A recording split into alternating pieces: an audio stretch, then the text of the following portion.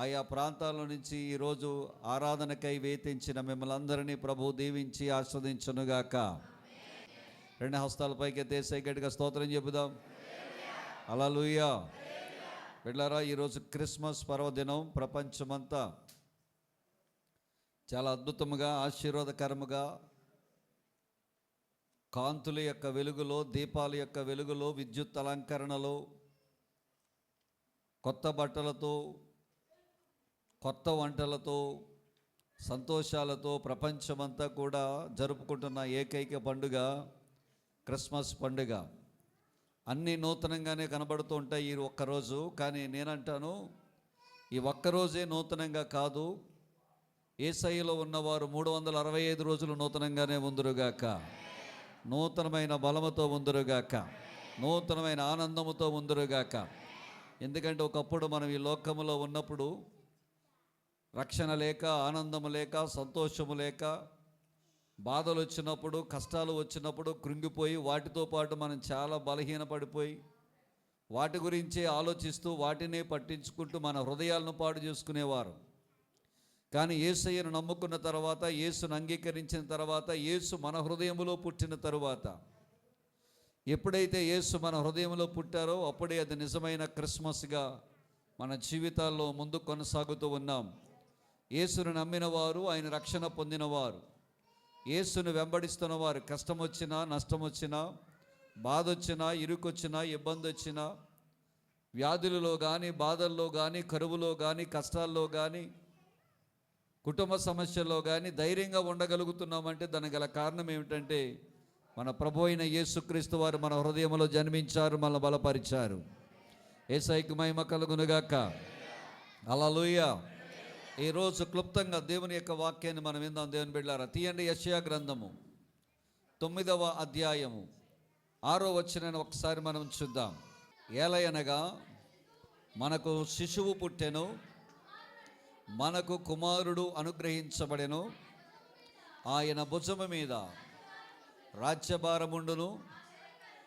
ఆశ్చర్యకరుడు, ఆలోచనకర్త, బలవంతుడైన దేవుడు, నిత్యుడగు తండ్రి, సమాధానకర్తయగు అధిపతి అని అతనికి పేరు పెట్టబడును అని యెషయా భక్తుడు యేసుక్రీస్తు వారి లోకములో పుట్టకముందే 700 సంవత్సరాల క్రితమే ఆయన ప్రవచించినట్లుగా మనము చూస్తూ ఉంటాం.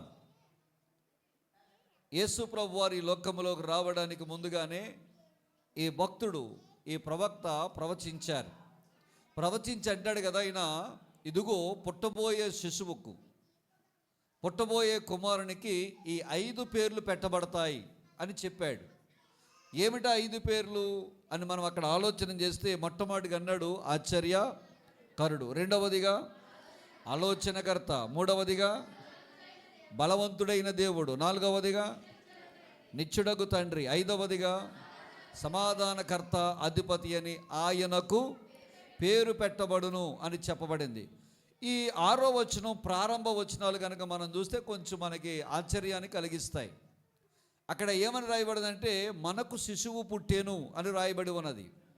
రెండవది ఏంటంటే, మనకి కుమారుడు అనుగ్రహించబడను. ఈ మాట ఎలా ఉందంటే, శిశువు పుట్టాడంటే నా కొడుకు అంటాం, నా కుమారుడు అంటాం. మన కుమారుడు, మన శిశువు అంటే అది లోకానుసారంగా చూస్తే కొంచెం తేడాగా ఉంటుంది. బాబు నువ్వు ఎవడ కొడుకురా అని అన్నాం అనుకోండి, నేను ఫలానా వాళ్ళ తల్లిదండ్రుల పిల్లవాడిని అని చెప్తాడు. అలా కాదండి, నేను అందరి కొడుకుని అన్నాడు అనుకోండి, అది ఎలాగ ఉంటుంది? అయ్యా నేను అందరికీ పుట్టినవాడినండి అని అన్నాడు అనుకోండి, అది ఎలా ఉంటుంది?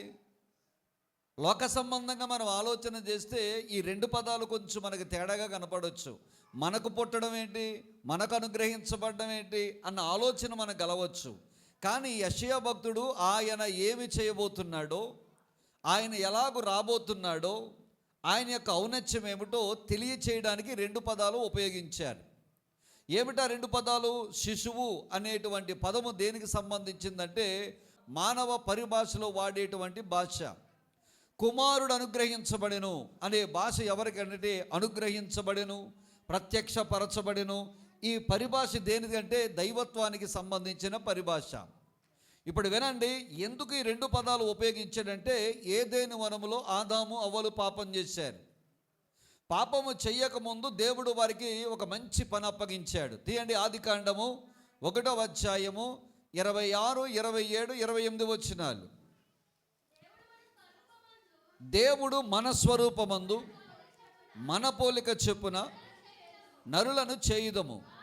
వారు, ఒకటి వినండి, సముద్రము చేపలను, ఆకాశ పక్షులను, పశువులను, సమస్త భూమిని, భూమి మీద ప్రాకు ప్రతి జంతువును ఏలుదురుగాకని పలికేను. అంటే దేవుడు ఈ భూమి మీద అధికారము, సర్వాధికారం ఎవరికి ఇచ్చారంటే మానవుడికి ఇచ్చాడు. వినండి బిడ్డారా, దేవుడు ఈ భూమి మీద భూమి మీద అధికారాన్ని ఎవరికి ఇచ్చారంటే మానవుడికి ఇచ్చాడు. మానవుడు తప్ప ఈ భూమి మీద వేలడానికి, అధికారము చెలాయించడానికి ఎవరికి కూడా అధికారము లేదు. ఎందుకో చెప్పంటారా? మానవుడు దేవుని స్వరూపములో చేయబడ్డాడు. అంటే దేవుని యొక్క స్వరూపమును, దేవుని యొక్క ఆత్మను కలిగిన వాడు మానవుడు ఒక్కడే.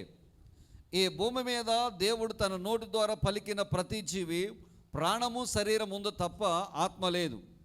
మరి భూమిని ఏలే అధికారం ఎవరికి ఇచ్చాడు? చేపలకు ఇవ్వలేదు, చెట్లకు ఇవ్వలేదు, పశువులకు ఇవ్వలేదు, ప్రాకెడు పురుగులకు ఇవ్వలేదు, జంతువులకు ఇవ్వలేదు. మరి ఎవరికి ఇచ్చారంటే, ఎవరైతే దేవుని పోలికలో చేయబడ్డారో, ఎవరికైతే దేవుని ఆత్మ కలిగి ఉన్నారో వాళ్ళు మాత్రమే భూమిని ఏలే అధికారం కలిగి ఉన్నవారు. అంటే మట్టి ప్లస్ ఆత్మ, దేవుని రూపము ఎవరికైతే ఉంటుందో వారే ఈ భూమిని ఏలే అధికారం దేవుడు అనుగ్రహించాడు. దేవుడు ఒక్కసారి తన మాట పలికితే ఆ మాటే శాసనం. ఒక్కసారి ఆయన పలికినప్పుడు మరలా దాని వెనకకు తీసుకునేవాడు కాదు. అలాగూ తీసుకుంటే గనక, మాట మారిస్తే గనక దేవుడు పరిశుద్ధుడు కాదు, దేవుడు యథార్థవంతమైన వాడు కాదు, దేవుడు పరిశుద్ధుడు కాదు, దేవుడు సత్యమైన వాడు కాదు. ఆయన మాట ఇచ్చాడంటే మాట తప్పే దేవుడు కాదు. అందుకే భూమిని ఎవరి చేతిలో పెట్టాడంటే మానవుడి చేతిలో పెట్టాడు. ఇప్పుడు మానవుడు దీన్ని ఏం చేయమన్నాడు అని మనం ఆలోచన చేస్తే, తీయండి, ఆదికాండము 2వ అధ్యాయము 15, 16, 17 వచనాలు చదువుదాం. మరియు దేవుడైన యెహోవా నరుని తీసుకొని ఏదెను తోటను సేద్యపరచుటకును దానిని కాచుటకును దానిలో ఉంచెను. మరియు దేవుడైన యెహోవా ఈ తోటలో ఉన్న ప్రతి వృక్ష ఫలమును మీరు నిరభ్యంతరముగా తినవచ్చును, అయితే మంచి చెడ్డల తెలివినిచ్చు వృక్ష ఫలములను తినకూడదు. నీవు వాటిని తిని దినమున నిశ్చయముగా ఏమవుతావన్నాడు? చచ్చేదవని చెప్పాడు. మీరు తిను దినమున నిశ్చయముగా చచ్చెదరు అని చెప్పాడు. ఎన్ని పనులు అప్పగించాడు ఆయన? ఆయన అన్నాడు, భూమిని ఏం చేయమన్నాడు? ఆయన సేద్యపరచమన్నాడు. తర్వాత ఏం చేయమన్నాడు? కాయమన్నాడు. తర్వాత ఏం చేయమన్నాడు? ఆయన జాగ్రత్తగా దాన్ని కాపాడుకోమని చెప్పాడు. మూడవదిగా అన్నాడు, ఆయన తన వాక్యమును ఇచ్చాడు. ఏమని ఇచ్చాడు? మీరు చెట్ల ఫలములన్నిటిని తినొచ్చు, కానీ మంచి చెడ్డల తెలివినిచ్చు వృక్ష ఫలములను మీరు తినొద్దని దేవుని వాక్యాన్ని చెప్పాడు. తర్వాత అన్నాడు, మీరు వాటిని తినుదినమున నిశ్చయముగా ఏమవుతారన్నాడు? చచ్చెదరు అని ఆజ్ఞాపించాడు. వినండి, భూమి మీద నివాసము చేయడానికి ప్రాణము, శరీరం ఉంటే సరిపోద్ది. కానీ భూమి మీద అధికారము చలాయించాలంటే, భూమిని ఏలాలి అంటే కనుక ఒక మనిషికి ఆత్మ ఉండాలి, శరీరం ఉండాలి, ఎట్ ద సేమ్ టైం అతను దేవుని స్వరూపములో చేయబడి ఉండాలి. అలాగున్నవాడు ఎవరు అంటే మానవుడు ఒక్కడే, నరుడు ఒక్కడే. ఈ నరుడు చక్కగా సేద్యపరుచుకుంటున్నాడు, చక్కగా కాసుకుంటున్నాడు. కాసుకోమన్నాడు అంటే గనక, కాయమన్నాడు అంటే గనక శత్రువు ఉన్నట్టు లెక్క. కాయమన్నాడు అంటే గనక శత్రువు ఉన్నట్టు లెక్క. అందుకే దేవుడు చెప్పాడు, జాగ్రత్తగా కాసుకోమని చెప్పాడు. సో జాగ్రత్తగా కాచుకుంటున్నాడు. కానీ దేవుడు ఆదాముకి సాటి అయిన ఒక సహాయాన్ని చేశాడు. ఆ సాటి అయిన సహాయమే అవ్వ. ఆదాములిద్దరూ చక్కగా ఉంటున్నారు. కానీ వీళ్ళిద్దరినీ మోసం చేయడానికి, వీళ్ళిద్దరినీ ఈ అధికారము తన చేతిలోకి తీసుకోవడానికి, ఈ సాతానుగాడు ఏం చేశాడంటే సర్పము అనే దాన్ని తనతో మాట్లాడాడు. సర్పముతో మాట్లాడుకుని తన శరీరంలోనికి సాతాను వెళ్ళాడు. ఎందుకో చెప్పమంటావా?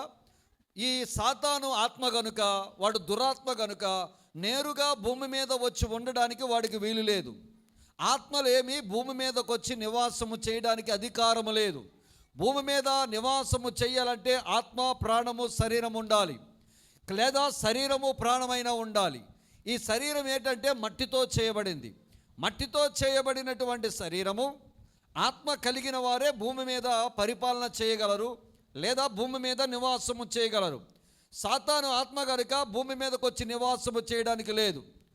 ఈ దేవదూతలు భూమి మీదకి వచ్చి నివాసము చేయడానికి లేదు, అవి ఆత్మలు కనుక. దురాత్మలు కూడా భూమి మీదకి వచ్చి నివాసము చేయడానికి లేదు, ఎందుకంటే అవి ఆత్మలు కనుక.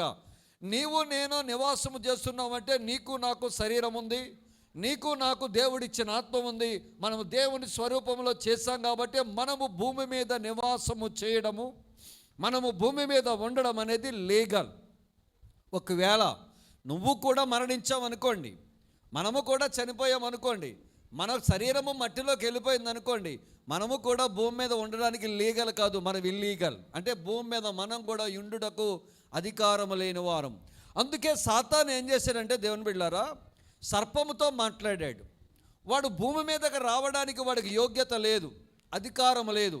అందుకే సర్పము దగ్గరికి వెళ్ళి అన్నాడు, సర్పమా సర్పమా, నీ శరీరము నాకు కనుక అద్దెకి ఇస్తే, కొంచెం సేపు నన్ను నీలోనికి రానిస్తే కనుక. వాళ్ళిద్దరూ మాట్లాడుకున్నారు. వారిద్దరూ మాట్లాడుకున్న తర్వాత మరిద్దరికి ఏ వ్యాపారం కుదిరిందో మనకు తెలీదు. ఈ సర్పము సాతాను తనలోనికి రావడానికి వాడు అవకాశం ఇచ్చాడు. ఇప్పుడు సాతాను ఎవరిలోకి వచ్చిందంటే సర్పములోనికి వచ్చింది. ఈ సర్పములోనికి వచ్చిన సాతాను ఎవరి దగ్గరికి వచ్చిందంటే అవ్వమ్మ దగ్గరికి వచ్చింది. అవ్వమ్మతో మాట్లాడింది. అవ్వమ్మతో మాట్లాడిన తర్వాత వాళ్ళిద్దరూ నెగోషియేషన్ అయిన తర్వాత ఈ అవ్వమ్మ ఈ సాతాను చెప్పిన మాటలకు లోబడిపోయింది. ఈ సాతాను చెప్పిన మాటలు సత్యముగా కనపడ్డాయి ఎవరికి? అవ్వమ్మకి. అందుకే అవ్వమ్మ మరొక ఆలోచన చేయకుండా, తను సృజించిన దేవుణ్ణి అడగకుండా, తనకు ముందుగా ఉన్నటువంటి తన భర్త అయిన ఆదాముని అడగకుండా తన సొంత నిర్ణయం తీసుకుని ఏం చేసిందంటే పండును కోసింది. పండును కోసి ఏం చేసిందంటే తినేసింది. అద్భుతమైన విషయం ఏంటి చెప్పమంటారా? అవ్వమ్మ తిన్న తరువాత వాళ్ళ నేత్రాలు తెరవబడలా, వాళ్ళు దిగంబరులుగా ఉన్నారన్న సంగతి వారికి తెలియలా. మరి ఎప్పుడు వారి నేత్రాలు తెరవబడ్డాయి అని అంటే కనుక, ఎప్పుడైతే ఆ అవ్వమ్మ ఆదాము చేతులు పెట్టి తినమని చెప్పిందో, ఆదాము ఎప్పుడైతే ఆ పండును తిన్నాడో అప్పుడు వీరిద్దరు నేత్రాలు తెరవబడ్డాయి. అప్పుడు వీళ్ళిద్దరూ కూడా దిగంబరులుగా అయ్యారన్న సంగతి వీళ్ళకు గుర్తెరిగారు. వినండి దేవుని బిడ్డలారా, ఇప్పుడు తప్పు జరిగింది. ఇప్పుడు మానవుడు ఏం చేశాడో చెప్పమంటారా? ఈ మానవుడు దేవుడు తనకు భూమి మీద ఇచ్చిన అధికారాన్ని ఎవరి చేతిలో తీసుకెళ్ళి పెట్టాడంటే సాతాను చేతిలో పెట్టాడు. అందుకే సాతానుగాడు ఈ లోకానికి రాజ్యాధిపతిగా వాడు ఏలుతూ ఉన్నాడు. యేసు ప్రభువాన్ని శోధించినప్పుడు వాడు ఏం చేశాడో చెప్పమంటారా? ఈ లోక రాజ్యములన్నీ నా వశమున ఉన్నాయి, నీవు నాకు సాగిలపడి మొక్కితే ఈ రాజ్యాలన్నీ నీకు ఇచ్చేస్తానని చెప్పాడు. అంటే ఎప్పుడైతే ఆదాము పాపం చేశాడో ఈ అధికారాన్ని తీసుకెళ్ళి ఎవరి చేతిలో పెట్టాడంటే సాతాను చేతిలో పెట్టాడు. ఇప్పుడు అధికారాన్ని కోల్పోయాడు ఎవరు? ఆదాము. ఇప్పుడు అన్నాడు, దేవుడు అన్నాడు, మాట ఇచ్చింది ఎవరు? సాతాను కాదు, మాట ఇచ్చింది ఎవరు? దేవుడు అన్నాడు, నీవు తినుదినమున నిశ్చయముగా చచ్చెదవు అన్నాడు. మరణము తోటలోనే ఉంది బిడ్డలారా, మరణం ఎక్కడో దూరంగా లేదు, మరణము తోటలోనే ఉంది. కానీ ఆదాము పాపము చేయనంత కాలము మరణము ఆదాము జోలికి రాలేదు, ఆదాము దగ్గరకు రాలేదు. ఎప్పుడైతే ఆదాము పాపము చేశాడో ఏది యాక్టివేట్ అయిందంటే మరణము ఆదాము మీదకు వచ్చింది, మరణము అవ్వమ్మ మీదకు వచ్చింది. ఇప్పుడు దేవుడు అంటాడు, ఆదికాండం 3వ అధ్యాయం 15వ వచనం చదవండి. మరియు నీకును స్త్రీకిని నీ సంతానమునకును ఆమె సంతానమునకును వైరము కలగజేసేదను, అది నిన్ను తల మీద కొట్టును, నీవు దాన్ని ఎక్కడ కొడదామన్నాడు? మడిమి మీద కొట్టేదవు అన్నాడు. ఇప్పుడు వినండి, ఇది క్రిస్మస్కి పునాది లాంటి వాక్యం. ఇది క్రిస్మస్కు పునాది లాంటి వాక్యం. ఎలాగో పాస్టర్ గారు అంటారా? వినండి. సాతాను ఈ భూమి మీద రావడానికి సర్పము యొక్క శరీరాన్ని అద్దెకు తీసుకుంటే, ఇప్పుడు దేవుడు అంటాడు, సర్పముతో అంటాడు, సర్పమా, నువ్వు కుయుక్తి చేత నరులను మోసం చేశావు. ఇంతవరకు నీవు ఎలాగూ నడిచావో నాకు తెలీదు, నీవు ఇప్పుడు ప్రాకుతావు, ఇక్కడి నుంచి నీవు మన్నును తింటావు అని చెబుతూ అంటాడు. వాళ్ళిద్దరి గురించి మాట్లాడుతూ అంటాడు, ఆ సాతానుతో అంటాడు, ఇదిగో నీకును ఈ స్త్రీ సంతానమునకు నేనేం కలగజేస్తాను అన్నాడు ఆయన, వైరము కలగజేస్తాను. నువ్వు ఏ స్త్రీనైతే వాడుకున్నావో, ఏ స్త్రీనైతే వాడుకుని పాపము వాళ్ళ ద్వారా చేయించావో, ఏ స్త్రీనైతే వాడుకుని భూమి మీద ఉన్న అధికారాన్ని నువ్వు లాక్కున్నావో, అదే స్త్రీని రాబోయే కాలంలో నేను వాడుకోబోతున్నాను. అదే స్త్రీని మరలా నేను వాడుకొని మరలా నేను ఈ లోకంలో ఒక స్త్రీ గర్భంగా రాబోతున్నాను. అప్పుడు నేను ఆత్మగా ఉన్నాను కదా, శరీరము ధరించి నేను నీ లోకంలోకి వస్తాను. నేను శరీరము ధరించి లోకములోనికి వచ్చినప్పుడు ఇదిగో నీ తలను నేను చితగొడతాను. నీ తలను చితగొట్టి నువ్వు ఏదైతే నా బిడ్డల దగ్గర నుంచి లాక్కున్నావో, ఏ అధికారం అయితే నువ్వు చేజిక్కించుకున్నావో, అదే అధికారాన్ని మరలా నేను తీసుకుని నా బిడ్డలకు ఇస్తాను. అప్పుడు నీ యొక్క అధికారాన్ని నేను నాశనం చేస్తానని ఆదికాండము 3వ అధ్యాయము 15వ వచనములో దేవుడు సాతానుతో వాగ్దానం ఇస్తున్నాడు. యేసయ్యకి స్తోత్రం కలుగును గాక. హల్లెలూయా, హల్లెలూయా. మానవ శరీరము ధరించడానికి దేవుడు ఆ స్త్రీ సంతానం ఎవరంటే మరియమ్మను ఎన్నుకున్నాడు. ఇప్పుడు దేవుడే నరావతారిగా ఈ భూమి మీదకి రావాలి. ఆత్మగా రావడానికి వీల్లేదు, ఎందుకంటే భూమి మీద ఆత్మగా రావడానికి ఇల్లీగల్, న్యాయము కాదు. ఎవరైనా భూమి మీద నివాసము చేయాలంటే శరీరము ధరించి లోకములోకి రావాలి. ఈ శరీరము ధరించి లోకములోకి రావాలంటే ప్రపంచంలో దేవుడు మరియమ్మ గారిని వాడుకున్నాడు. మరియమ్మ గర్భాన్ని తీసుకున్నాడు. ఆయన తీసుకొని వాక్యమై ఉన్న దేవుడు, ఆది యందున్న దేవుడు, ఆ దేవుడే వాక్యమై ఉన్న దేవుడు. 14వ వచనం యోహాను శుభవార్త 1:14 ప్రకారంగా ఆయన వాక్యమే శరీరధారి అయి,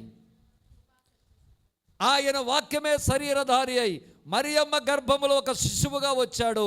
ఆయా గర్భాన్నేమో మరియమ్మ అనుగ్రహిస్తే, ఆ గర్భములో ఉండడానికి కుమారుని దేవుడే తన కుమారుడిగా ఈ లోకంలోనికి వచ్చాడు.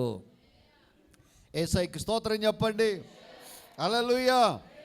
మరియమ్మ గర్భాన్ని సిద్ధము చేస్తే ఆ గర్భములోనికి కుమారుడిగా దేవుడే శరీరధారిగా కుమారుడిగా అందులోనికి వచ్చాడు.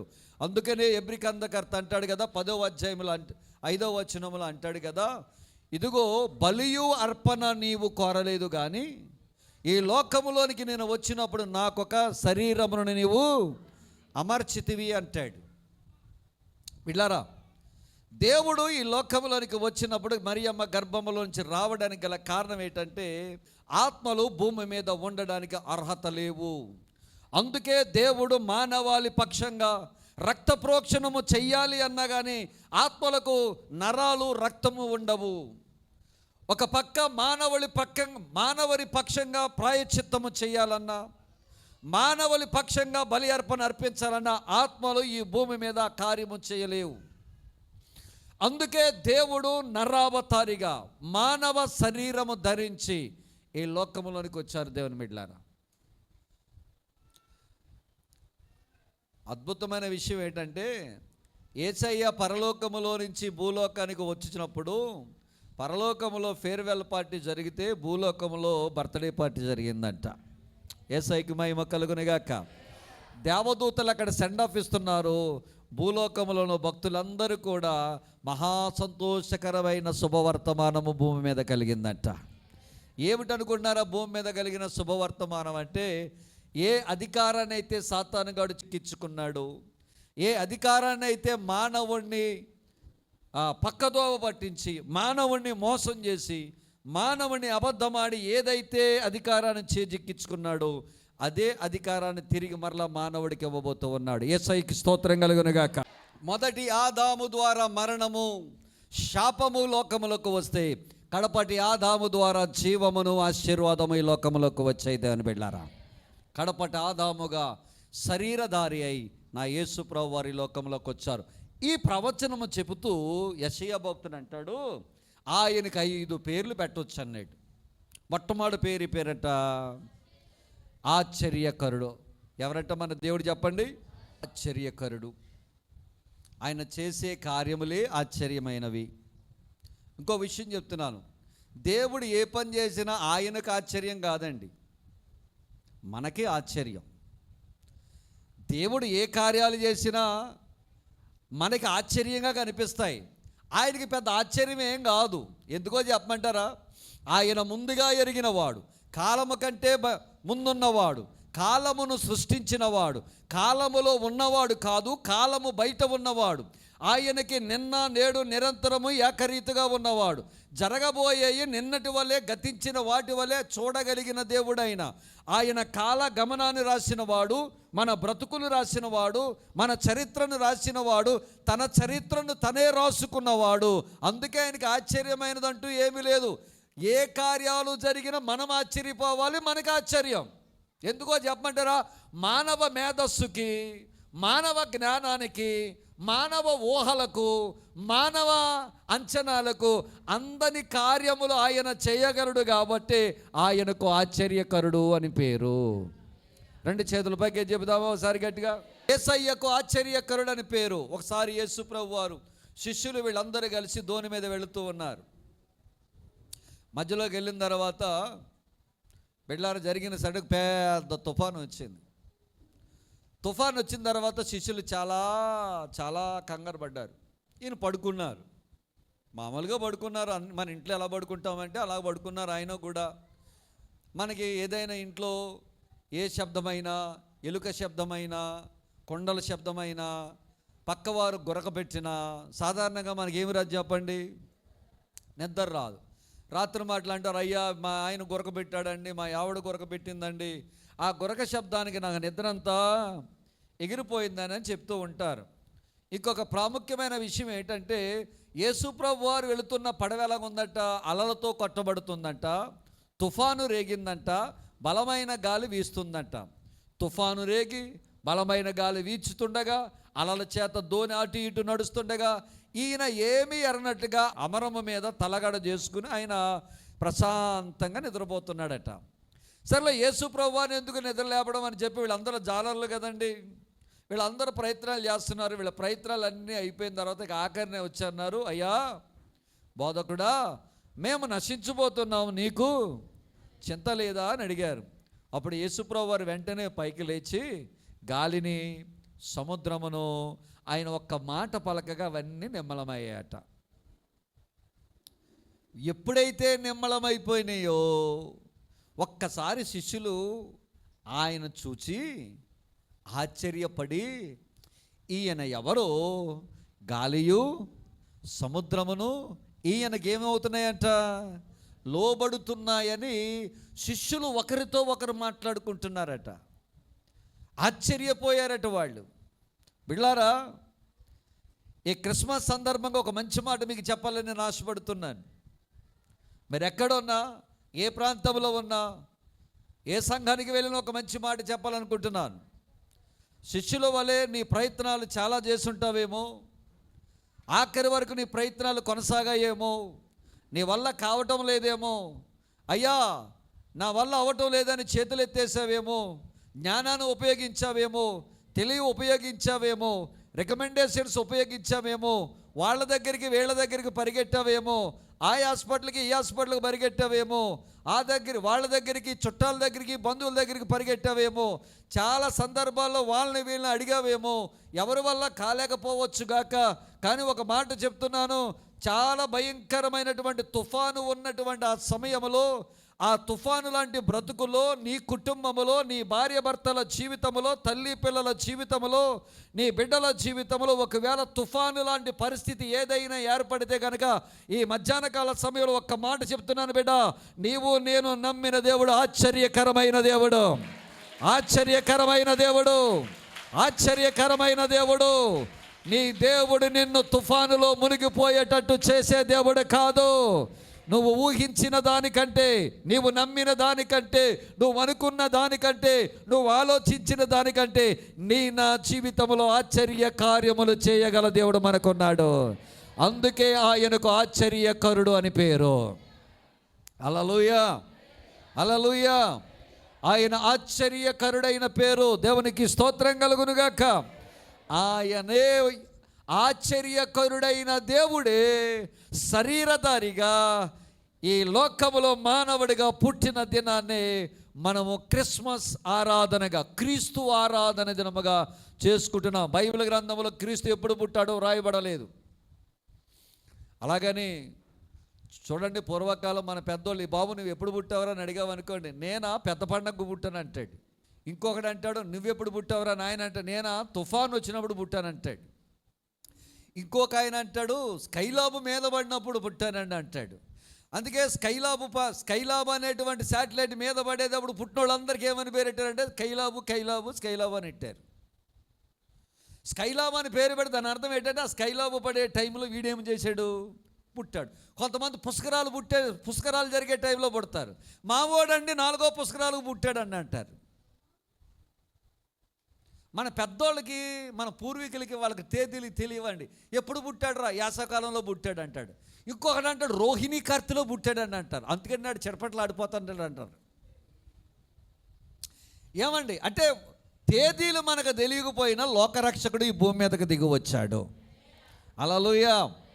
ఒక ఆయన అన్నాడు, నీల్ ఆమ్స్ట్రాంగ్ అని ఒక సైంటిస్ట్ ఉన్నాడండి. చంద్రమండలం మీదకి వెళ్ళిన మొట్టమొదటిగా అడుగుపెట్టిన వాడు.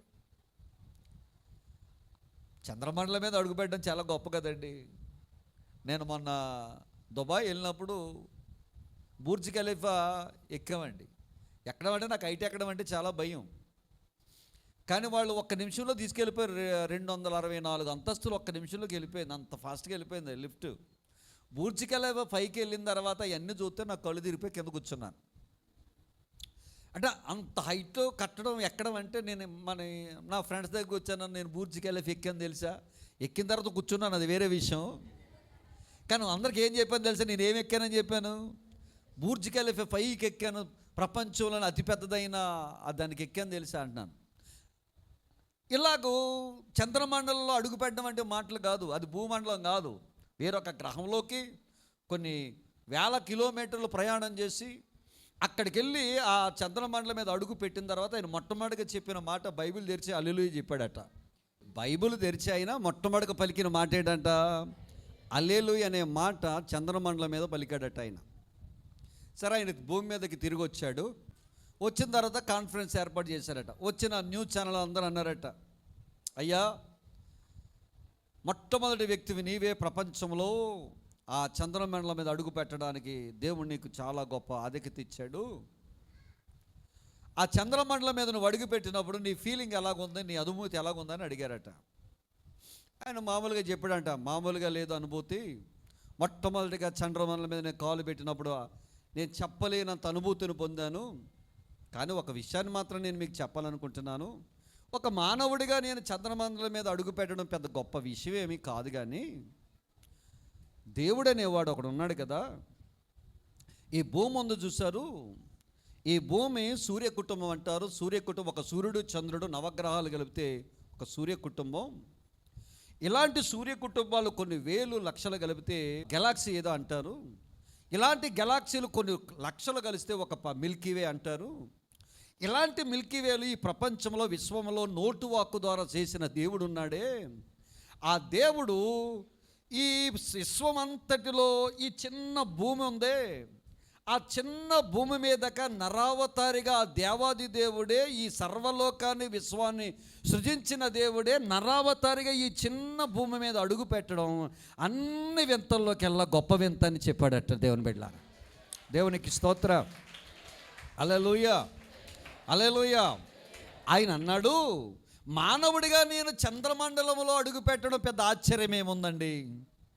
దేవాది దేవుడే, పరిశుద్ధుడైన దేవుడే, పరమాత్ముడైన దేవుడే ఆయన నరావతారిగా మానవ రూపము ధరించుకొని దాసునిగా తగ్గించుకొని ఒక మామూలు సాధారణమైన వ్యక్తిగా స్థలము లేకుండగా ఒక సత్రములో ఆయన జన్మించడమే అంతకంటే ఆశ్చర్యమైన సంగతి ప్రపంచంలో మరొకటి లేదన్నాడటండి. మనం ఆరాధించే దేవుడు ఆశ్చర్యకరమైన దేవుడు, మన జీవితాల్లో ఆశ్చర్య కార్యాలు జరిగించే దేవుడు. చెప్పండి, మన జీవితాలు ఏం జరిగిస్తాడు చెప్పండి? ఆశ్చర్య కార్యములు జరిగించి, భయపడక, దిగులు చెందక, ఆఖరి మినిట్ వరకు చాలా ప్రయత్నాలు చేస్తున్నావేమో, చెయ్యి. నీ వల్ల కాకపోతే, అయ్యా నీవు తప్ప మాకెవరున్నారయ్యా అని ఒక్కసారి హృదయపూర్వకముగా చేతులు రెండు పైకెత్తి యేసయ్యను అడిగితే ఆయన చేసే పని ఏడు చెప్పంటవా? మునుపెన్నడు ఊహించని, నువ్వు అనుకోని కార్యములను ఈ క్రిస్మస్ దినాన నీ పట్ల నా దేవుడు జరిగించబోతున్నాడు. కార్యములు జరిగించబోతున్నాడు. అవిశ్వాసంతో మాట్లాడుతూ విశ్వాసముతో రెండు చేతుల పైకెత్తి పైకి లేచి నిలబడు. అవిశ్వాసముతో కాదు, విశ్వాసముతో రెండు చేతుల పైకెత్తి, ప్రభువా నీవు నా పట్ల చేయబోయే అద్భుతమైన కార్యాన్ని మీరు జరిగించబోతున్నందుకు నీకు వందనాలయ్యా.